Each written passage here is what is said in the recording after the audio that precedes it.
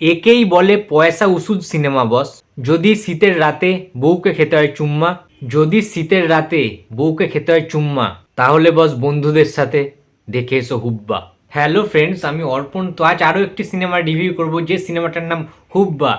Yes বন্ধুরা, একটা কথা বলি তোমাদেরকে, সেটা হচ্ছে যে পরপর দুটি সিনেমা হল থেকে দেখে আসার পরে প্রচণ্ড টায়ার্ড লাগে, কিন্তু সেই সিনেমা দেখাটা যদি সার্থক হয় এবং যদি গায়ের রক্ত গরম করে দেয়, এই মানে শীতের মধ্যে, এতটা প্রচণ্ড শীত আমাদের এদিকে কলকাতায়, তোমরা অনেকে জানো, প্রত্যেকটা জায়গায়, ইভেন্ট ওয়েস্ট বেঙ্গলের প্রত্যেক জায়গায় দারুণভাবে কিন্তু শীতের প্রকোপ, এবং সেই শীতে যদি গায়ের রক্ত গরম করে দেওয়া কোনো সিনেমা আমরা দেখি হলের মধ্যে বসে, সেটা কিন্তু একটা দারুণ অনুভূতি। এবং বস, সত্যি কথা বলছি, ব্রাত্য বসুকে সেলিউট জানাই যে তিনি এইরকম লেভেলের একজন পরিচালক। এত কম সিনেমা কেন বানান তিনি? আমার প্রশ্ন হচ্ছে এইটা। কি বানিয়েছেন হুব্বা সিনেমাটা বন্ধুরা।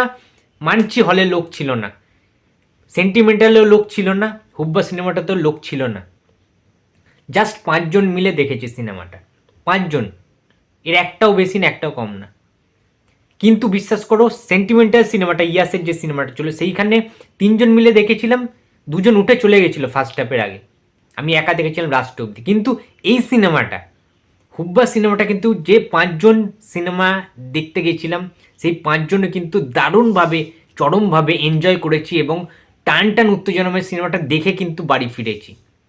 সো তোমরা জানো এই সিনেমাটার যে প্রেক্ষাপটটা, যে 90s যে একটা গুন্ডা রাজ ছিল, এবং হুগলিতে যে মাস্তান, যে গুন্ডা, যে আন্ডারওয়ার্ল্ড কিং, যে ডন মাফিয়া, ওই যে ব্যাপারটা, সেই তার জীবনীটাকে, অর্থাৎ তখনকার দিনে আমরা জানি যে শ্যামল, ঠিক আছে, যে ডন ছিল, তো সেই তার জীবনীটাকে, তার ক্যারেক্টারটাকে যেভাবে এস্টাবলিশ করা হয়েছে হুব্বা সিনেমাটার মধ্যে। এবং একটা কথা বলতে বাধ্য হচ্ছি, দেখো, এপার বাংলা হোক ওপার বাংলা হোক, বাংলাদেশের নায়করাও কিন্তু নায়ক, বা বাংলাদেশের অভিনেতারা, আমি মনে করি ওয়ান অফ দ্য বেস্ট অভিনেতা বাংলাদেশের, সেটা হচ্ছে মোশাররফ,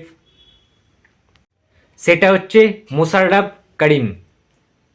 একদম বন্ধুরা, যে অভিনয়টা তিনি বের করে দিয়েছেন, মানে কিছু বলার নেই। কোনো অংশে তোমরা তার এনার্জি, তার যে অভিনয়, মানে দুর্দান্ত, জাস্ট মানে ফাটিয়ে দিয়েছে।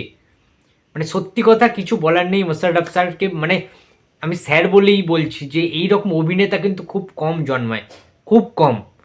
বাংলাদেশের দারুণ একজন অভিনেতা, দারুণ দাপুটে একজন কিন্তু অভিনেতা মোশাররফ করিম, একটা কথা বলতে পারি বন্ধুরা। এবং ব্রাত্য বসু চেনেন, আসল হিরেটাকে চেনেন। এবং ব্রাত্য বসুর প্রিভিয়াস যে সিনেমাগুলো আছে তোমরা দেখে নিও, যে তিনি কিন্তু রিয়েল যেটা, একদম বেস, যেটা একদম ঘটে থাকে সমাজের মধ্যে, যেটা আমরা সচক্ষে দেখতে পাই, সেই জিনিসগুলোকে তুলে ধরে। এই হুব্বা সিনেমাটাতে প্রচণ্ড রনেস রয়েছে, প্রচণ্ড একদম ঢালা রয়েছে, গালাগালি, খিস্তি, কাঁচা খিস্তি, মানে যে খিস্তিগুলো বাংলায়, মানে জাস্ট কিছু বলার নেই, মানে স্ল্যাং ল্যাঙ্গুয়েজের চূড়ান্ত পর্যায়ে। তোমরা যারা সিনেমাটা দেখেছো, এমনি এমনি এ সার্টিফিকেট পায়নি সিনেমাটা।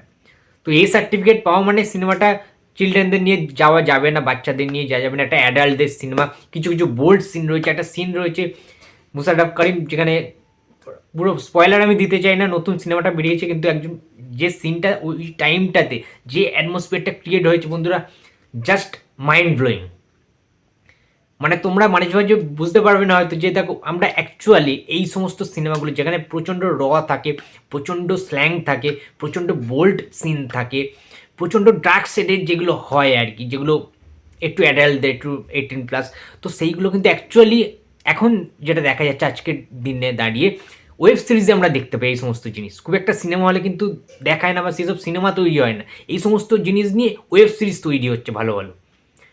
কিন্তু এই যে ওয়েব সিরিজের ব্যাপারটা, তোমরা হলে গিয়ে কিন্তু চাক্ষুষ দেখতে পারবে। প্রত্যেকটা মানে পোটেন্সিয়াল রয়েছে এই সিনেমাটার মধ্যে, যেগুলো তোমাদেরকে সত্যি কথা দারুণভাবে এনজয় করবে। একটা গান রয়ে, একটা মানে ডান্স বলবো না ঠিক, ওরকম হয় গুন্ডারা যারা হয়, যারা মাস্তান টাইপের, তাদের একটা গ্যাং থাকে, এবং সেই হুব্বার যে গ্যাংটা, তাদেরকে নিয়ে যখন নাচা হচ্ছে, একটা লুঙ্গি পরে, একটা ফতুয়া টাইপের, মানে ওই যে সিনটা, মানে তার যে লুকিং, মানে তার মেকআপ পুরো মিলে গেছে হুবহু।